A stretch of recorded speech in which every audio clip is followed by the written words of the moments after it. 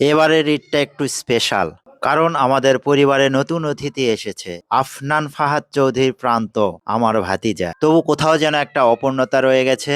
আরো আলটা স্পেশাল হতো যদি ছোট ভাই পিয়াস তার পরিবারটা পাশে থাকতে পারত। তাদের অভাবটা আজকে খুব বেশি অনুভব করছি। তবুও গ্রামের এই ভালোবাসা সব শূন্যতা কিছুটা হলেও পূরণ করে দেয়। আমরা ঈদ উদযাপন করছি নারিকলি গ্রামে, যা আক্কেলপুর উপজেলার অন্তর্গত। প্রকৃতির মাঝে ঘেরা এক টুকরো শান্তির ঠিকানা। বছরে এই দুইটা ঈদই যেন আমাদের সবচেয়ে বড় মিলন মেলা, যখন প্রিয় সকল গ্রামবাসীর সাথে দেখা হয়, গল্প হয়, হাসি আনন্দে মেতে উঠি। পুরো গ্রাম মিলে এই একটাই ঈদগাহ মাঠ, একসাথে ঈদ উদযাপন। এই গায়ের মাঠটাই যেন আমাদের সুখের মঞ্চ।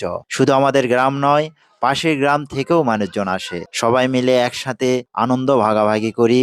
এই দৃশ্যটাই সবচেয়ে সুন্দর। শহরের কোলাহল ছেড়ে এই গ্রাম, ঈদের সরলতা আর আন্তরিকতা, এটাই আমাদের কাছে সবচেয়ে বড় সম্পদ। সবাইকে ঈদের শুভেচ্ছা।